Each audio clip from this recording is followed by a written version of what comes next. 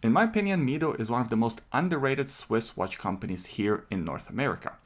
And this Multifort TV Big Date is one of their most underrated watches, which makes this one of the most underrated models in the industry. So in today's video, I will do a full review of this watch, and hopefully by the end of the video, you can see why I like these watches so much. This model features a pretty conservative 40mm case diameter. It's about 46.5mm lug-to-lug distance. The lug opening is a surprising 22mm, and these watches are super thin at 11.7mm in case height. They're made out of stainless steel and they feature a satin and high polish finishes. The finishes on these watches are a masterclass for this price range. I think it's one of the best finished watches that I have tested within this under $1,500 price category. There's also the new version that's PVD coated and it still features a two-tone finish, still has satin as well as high polish finishes, which is not the easiest thing to achieve, especially with this PVD coating. These models have a sapphire crystal that has anti-reflective coating on both the underside as well as on the top of the crystal. There's also a display case back that's held together with screws. This watch does not have a screw down case back. However, it does have a screw down crown located at the 3 o'clock position, and it's housed within these two crown guards for protection. The crown is signed with Mido logo, and since it's a screw down crown that helps with water resistance, this watch features a respectable 100 meters of it. I like the look of this brushed bezel on the front of the case. I think that looks very good, especially in a combination with that high polish finish on the sides of the bezel. It's a nice play of light, and that's especially evident on the stainless steel version as opposed to these PVD coated ones, although on the PVD coated, there's still a difference between the two finishes. Now we can't talk about the design of this watch without mentioning a big elephant in the room, the Patek Philippe Aquanaut. Clearly these watches have a lot in common in terms of the design language, especially if you have this watch on the rubber strap. But actually Mido has released a model back in 1973 called Multistar, and they say that this watch is based on that model as opposed to being based on the Aquanaut, which came out in 1990s. Whichever way you put it, clearly the two watches, the Aquanaut and this Mido TV Big Date, have a lot in common in terms of the design language, but I don't think that's such a bad thing. It's pretty good company to be in when you're being compared to Patek Philippe. The dial of this watch is anything but the Aquanaut. I particularly like the Big Date complication at the 12 o'clock position. That is clearly the standout feature of this watch. And actually, this is the very first watch that I have ever reviewed that features a Big Date complication. I really like how this complication looks and operates. It's super satisfying, very easy to use.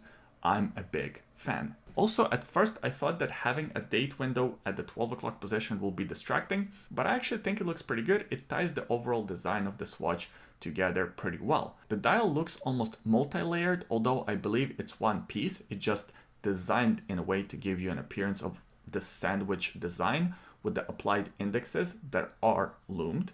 There's also the chapter ring around the dial, marking 5-minute increments, and every dial features this horizontal striping texture with a bit of gradient. The green dial specifically looks very good. It plays with the light in a very interesting way, and it's unlike many other watches that I have seen.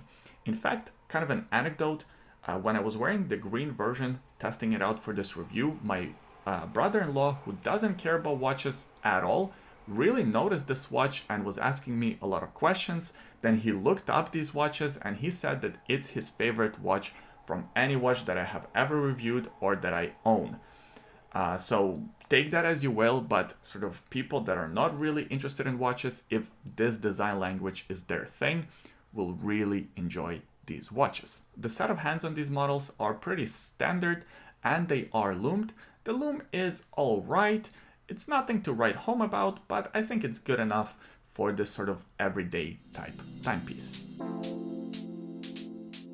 These watches come on either the stainless steel bracelet or the rubber strap. Of course, this PVD coated version features a PVD coated stainless steel bracelet that still has an alternating satin and high polish finishes, which looks quite good. And this bracelet, especially on the stainless steel looking ones, looks very Patek Philippe Nautilus more than Aquanaut. And overall, I think the design together looks pretty good. It almost gives the appearance of that integrated bracelet look without actually being integrated. So you're not stuck with proprietary bracelets and straps from Mido, although this bracelet overall is pretty good with a couple of exceptions. Number one, the butterfly clasp. Not my favorite design element of many watches, especially this watch, since there are no micro adjustments. If you're lucky enough and you remove the link and it fits you perfectly, great. But if you're not, well, you're kind of stuck in between sizes. Secondly, to resize this bracelet, you do have to use the pin system that is a push style pins instead of the screw down pins, which is a bit of a pain in the neck. I do wish that in this price category we had a watch with screw down pins. On the positive side, the finishes on the bracelet are excellent. There is no gap between the bracelet and the case, so it kind of looks like it's integrated, as I mentioned. And lastly, there is a quick release system, so you can easily swap this bracelet for the rubber strap if you choose to do so. On my 7.25" wrist, I think the watch looks great. It does wear larger than you would expect a 40mm watch to wear. Because of its case shape, expect this watch to wear closer to 42mm in terms of the traditional case size. So if a 42mm watch is too large for your wrist, well, chances are this watch will be too large also. In terms of how it looks, because the lug-to-lug distance is actually not that long, it's just broad across. The case height, on the other hand, is super reasonable. It kind of disappears. You can wear this watch and slide it under the cuff of pretty much any shirt. And on the bracelet, it is fairly comfortable. I think I got kind of lucky where the sizing fits my wrist. Although there were a couple of really hot days here in Vancouver, and I found that my wrist expanded a little bit and the watch was too tight. So that's why having these butterfly clasps are not my favorite. If I had the micro adjustments, it would have been so easy to kind of extend the clasp a little bit more and then have that breathing room.